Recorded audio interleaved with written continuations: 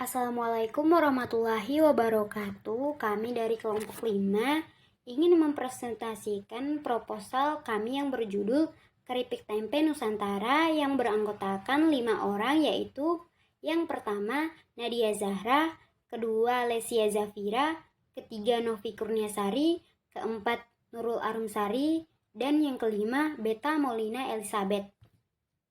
Data usaha: nama perusahaan Keripik Tempe Nusantara, bidang usaha kuliner, jenis produk keripik berbahan dasar tempe, slogan renyah rasa Nusantara. Dasar pemikiran: dengan melihat perkembangan yang semakin meningkat dan maju ini, kebutuhan manusia akan gizi semakin meningkat. Setiap manusia membutuhkan makanan yang bergizi untuk menjamin kebutuhannya.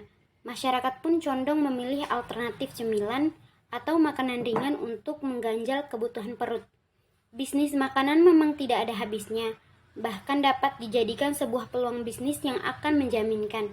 Berbagai macam bisnis makanan dapat dikreasikan menjadi makanan yang unik dan enak serta dijamin kebersihan dan kesehatannya, yang dimana makanan tersebut akan memiliki cita rasa dan jual nilai yang tinggi. Tujuan: yang pertama, menciptakan lapangan kerja. Yang kedua, untuk memenuhi sebuah kebutuhan konsumen. Yang ketiga, mewujudkan kemampuan dalam berwirausaha, yang dimana nantinya akan meningkatkan kemajuan dan kesejahteraan masyarakat.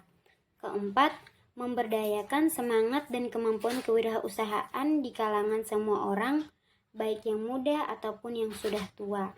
Dan yang kelima, membuat sebuah produk makanan yang mempunyai inovasi yang baru dan unik yang nantinya akan disukai oleh semua kalangan. Detail produk: bahan baku, proses, dan kapasitas. Bahan baku keripik tempe Nusantara 200 bungkus per hari. Yang pertama, kedelai 25 kg. Yang kedua, tepung terigu 25 kg. Yang ketiga, minyak goreng 30 liter. Keempat, ragi tempe 5 kg. Dan yang kelima, bumbu 3 rasa 25 gram. Alat yang digunakan untuk membuat keripik tempe Nusantara yaitu yang pertama, wadah plastik besar atau baskom. Yang kedua, penggorengan. Yang ketiga, kompor. Yang keempat, gas. Yang kelima, loyang. Yang keenam, plastik klip. Yang ketujuh, spatula kayu. Yang kedelapan, mesin pemotong. Dan yang kesembilan, alat peniris.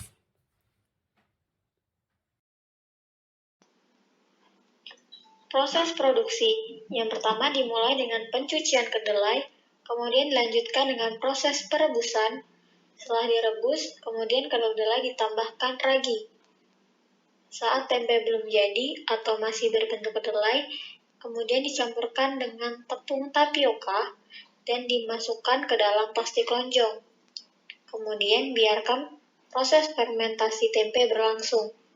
Setelah fermentasi sempurna, kemudian dilakukan proses pemotongan dan kemudian langsung dilanjutkan dengan proses penggorengan. Setelah digoreng, dilakukan penirisan minyak dan setelah ditiriskan, tempe yang sudah digoreng dicampur ke dalam bumbu. Lalu di tahap akhir adalah pengemasan keripik tempe. Target dan segmentasi pasar. Yang pertama ada segmen geografis. Wilayah yang kita jadikan sebagai target yaitu di sekitar wilayah Pramuka dan sekitar wilayah kampus Unmul. Alasan kita memilih wilayah tersebut karena daerah yang ramai padat penduduk dan wilayah tersebut yang dikelilingi oleh banyaknya mahasiswa-mahasiswi dari kampus lain yang tinggal di wilayah tersebut. Kedua, segmen demografis. Berdasarkan demografi, sasaran produk kami adalah semua kalangan, baik itu mahasiswa atau yang sudah bekerja, ataupun yang sudah berumur yang ada di sekitar wilayah tersebut. Ketiga, segmen psikografis.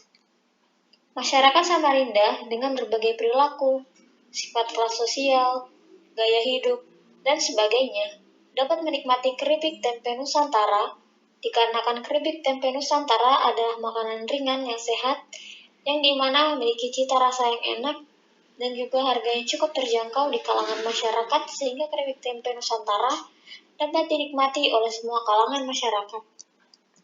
Strategi pemasaran. Yang pertama ada harga. Metode penetapan harga pada produk keripik tempe Nusantara yang kami gunakan adalah dengan metode dengan harga markup. Metode ini di mana harga jualnya per unit ditentukan dengan menghitung seluruh biaya ditambah dengan jumlah tertentu untuk menutupi laba yang dikehendaki pada unit tersebut. Kami menetapkan margin dengan persentase harga yang cukup efektif dalam tahap perkenalan produk kami ini, yaitu dengan harga penetrasi, yang dimana kita sebagai penjual memberikan harga rendah untuk menciptakan pangan pasar dan permintaan. Yang kedua, promosi. Metode yang kami gunakan adalah metode promotion mix, yang artinya media sosial yang kami pakai antara lain penjualan pribadi atau personal selling, pemasaran langsung atau direct marketing, promosi penjualan atau sales promotion, serta hubungan umum atau public relation. Dan kami juga akan mempromosikan keripik tempe Nusantara melalui media sosial seperti Instagram, Facebook, dan yang lainnya, yang bisa kami gunakan untuk memperkenalkan produk kami. Yang C, distribusi. Strategi penetapan ini yang dimana berkaitan dengan penentuan jumlah perantara yang digunakan untuk mendistribusikan barang dari produsen ke konsumen.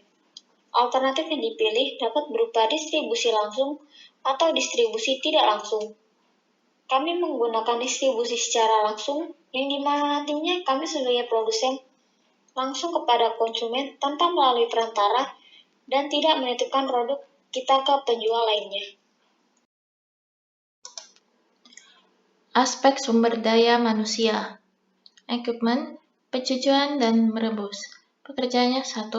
Penambahan ragi dan tepung, pekerja 1. Memasukkan ke plastik lonjong, pekerjaannya 2. Proses pemotongan 1. Penggorengan 2. Penirisan 1. Pencampuran bumbu 1. Pengemasan 1. Biaya produksi dan kebutuhan modal. Pertama, biaya tetap. Kompor gas jumlahnya 2, harganya 300.000, jumlahnya Rp600.000. Baskom jumlah 6, harga 32.000, jumlah harga Rp192.000. Panci 1, harga 400.000, jumlahnya Rp400.000. Spatula kayu jumlah 2, harga 11.000, jumlah harga Rp22.000. Wajan jumlah 2, harga Rp215.000, jumlah harga Rp432.000. Saringan jumlah 2, harga Rp15.000, jumlah harga Rp30.000.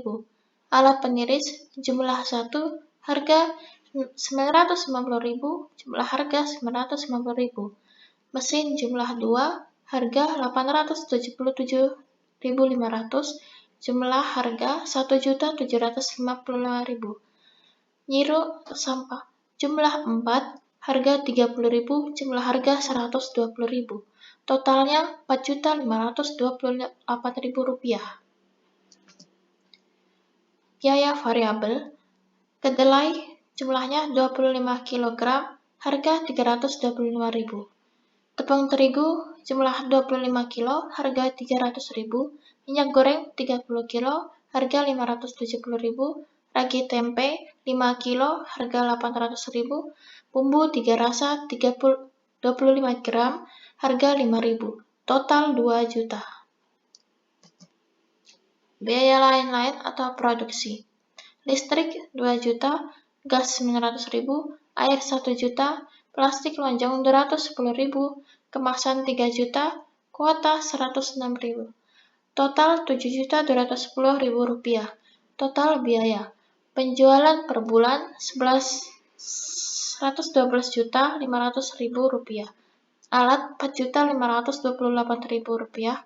Tenaga kerja 25 juta, biaya produksi 7.210.000, bahan baku 60 juta. Total Rp15.762.000. Gaji karyawan 2.500.000 kali 10 karyawan, maka hasilnya adalah Rp25 juta.